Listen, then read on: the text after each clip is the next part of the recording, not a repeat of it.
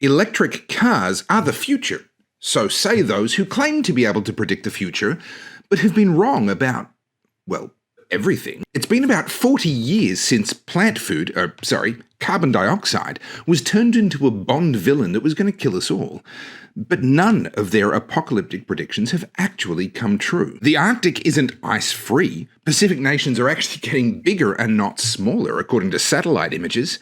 The Great Barrier Reef is in perfect health, and the rains we've had have most definitely been enough to fill our dams, much to the disappointment of climate czar Tim Flannery. But green carpetbaggers aren't about to let something as silly as reality get in the way of their green dreams. So we've been fed a steady diet of headlines heralding the saving of the world via the death of the internal combustion engine, thanks to the predicted banning of the sale of the internal combustion engine as soon as the year 2030.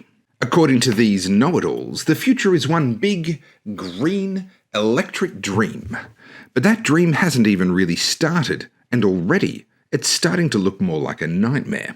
Switzerland warned that EV charging would be restricted in the event of an extreme energy crisis, which they are expecting to have this summer given their situation.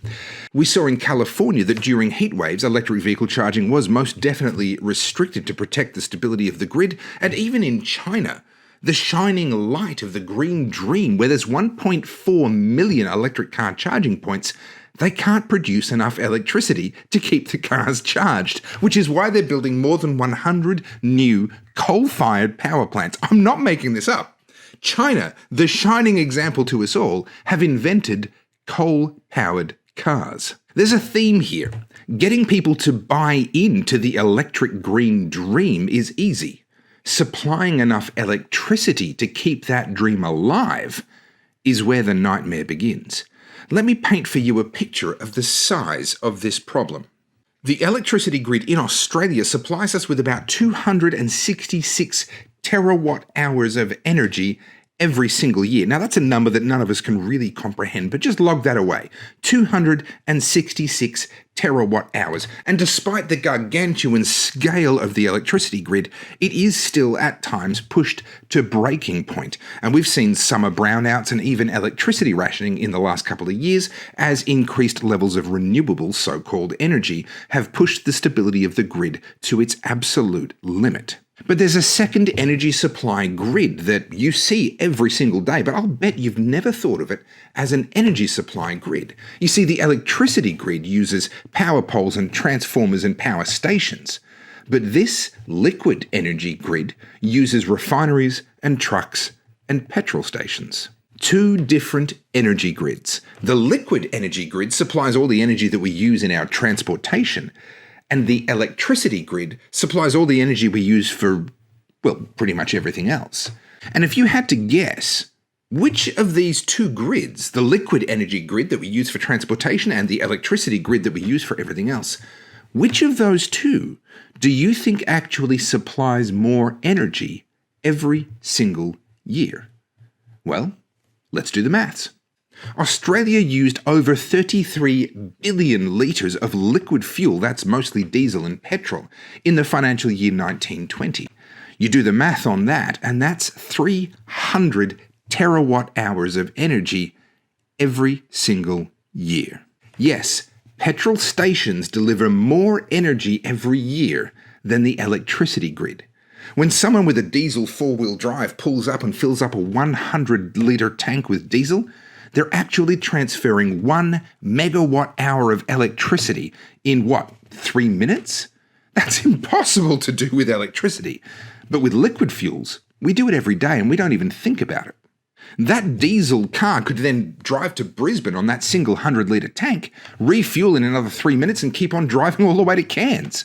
Melbourne to Cairns via Brisbane with a grand total charging time of maybe 6 minutes. Okay, let's be generous. Maybe 10 minutes of charging for that vehicle to go from Melbourne to Cairns. It's something that the electricity grid can only dream of. Now, there is a caveat here, and that is that internal combustion engines waste about 2/3 or more of the energy contained in the fuels that they burn. What that means is that 300 terawatt hours of energy that is being put into petrol tanks every single year actually could be replaced by only about 100 terawatt hours of electricity if all of those vehicles were battery electric vehicles. Which sounds great, except that is still a 40% jump in the amount of power, electricity, that needs to be generated and distributed.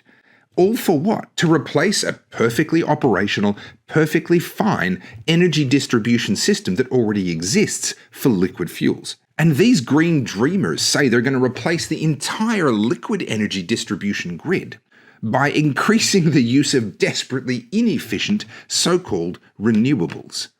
What could possibly go wrong? Well, the answer, of course, is everything. And we see that with everything from energy rationing in the Australian summer to places as diverse as California and Switzerland having to take measures to protect the stability of their grid against people recharging their electric vehicles. And that's happening while the number of electric vehicles on the road is actually still relatively tiny.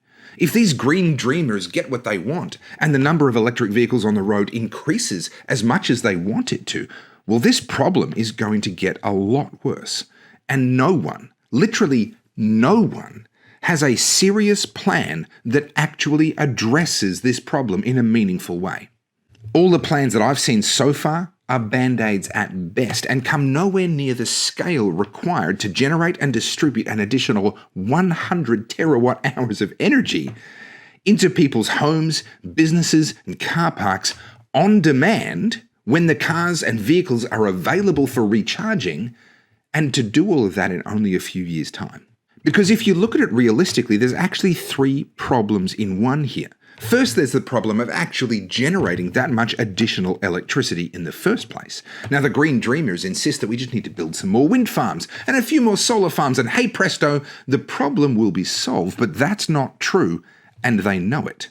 Because that doesn't account for the second problem, which is actually having that energy available at a time when the vehicles are available to be recharged. You see, the electricity grid, in contrast to the liquid energy grid, the electricity grid is an instantaneous system. The amount of supply and the amount of demand has to pretty much match each other at all times. And if they don't, the grid becomes unstable and you end up with blackouts, brownouts, and the kinds of instabilities that we've been observing in the last couple of years.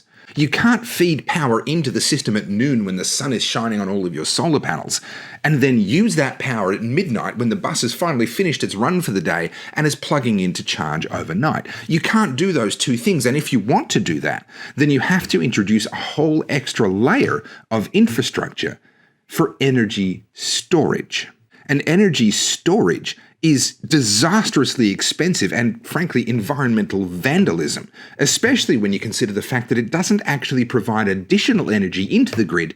It just allows you to have flexibility as to when you use the energy that is being fed in by somebody else. In contrast, additional power stations solve both of these problems at once. Building a new, let's say, coal-fired power plant like China, who's building more than 100 of them, or having new gas-fired power plants for fast ramping to meet demand, or having, let's say, nuclear power plants. We are the only inhabited continent to not have nuclear power, and many countries that abandoned nuclear after the Fukushima so-called disaster are actually turning back to it now, recognizing that their fears were completely out of proportion and overblown. Any of those technologies actually solves both of these problems. They increase the amount of energy being produced, and it's dispatchable energy. It's energy that we can feed into the grid at exactly the time when it's needed. In contrast, renewable energy is only available when the sun shines and the wind blows or the tides happen to be just right, and therefore the energy has to be stored. And the so-called green renewable energy is the only energy source that actually creates this storage problem with the massive cost blowouts and ridiculous environmental vandalism that electrical energy storage brings with it.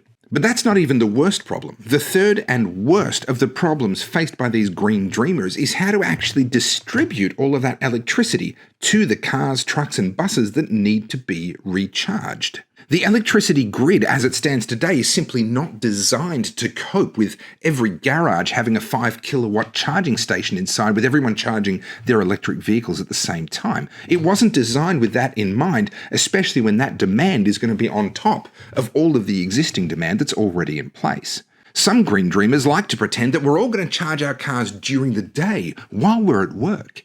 And that sounds like a great idea if you're an idiot who's only ever worked in an office block. Those of us who live in the real world, well, we know that cars actually get used by a lot of people as a part of their jobs. Or if you're going out to site or anywhere that isn't a nice, cushy office job, chances are you're not going to have a charging point right there for your nice, cushy executive saloon.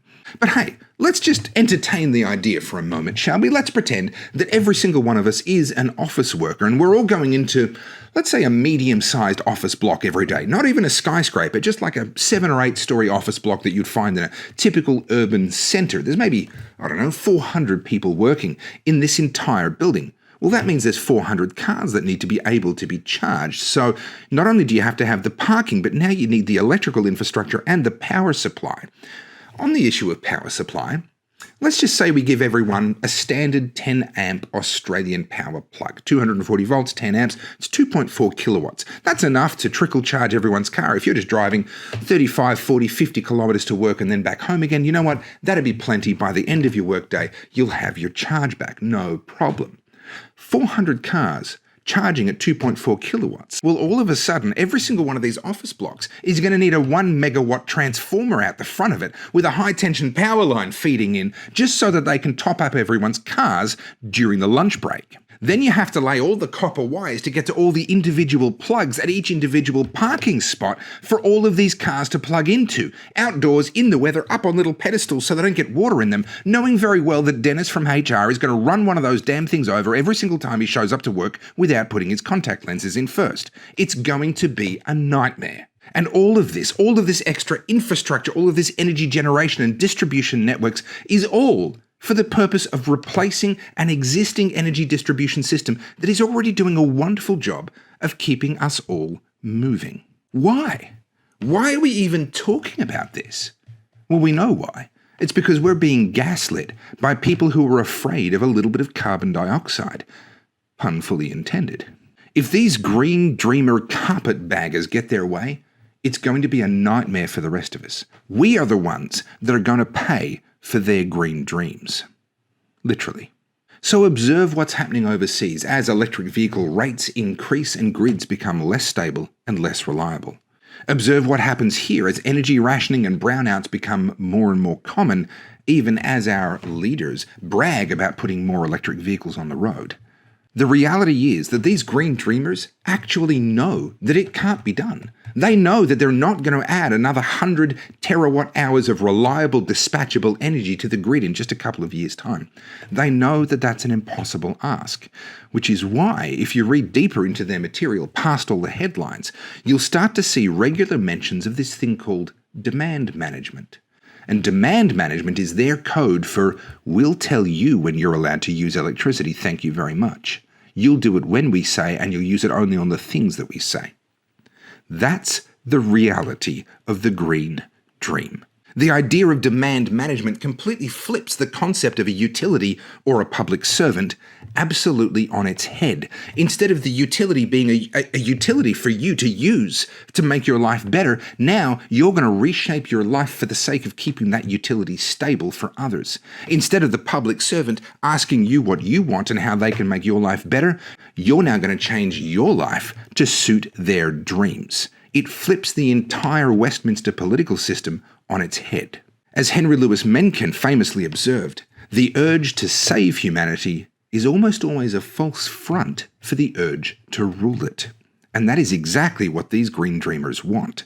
Yes, they may actually believe the absurd notion that a trace gas that's used as plant food might actually be driving us towards some kind of a climate catastrophe. I'm not saying they aren't true believers, but it's funny how their solutions always involve giving them more money and more power.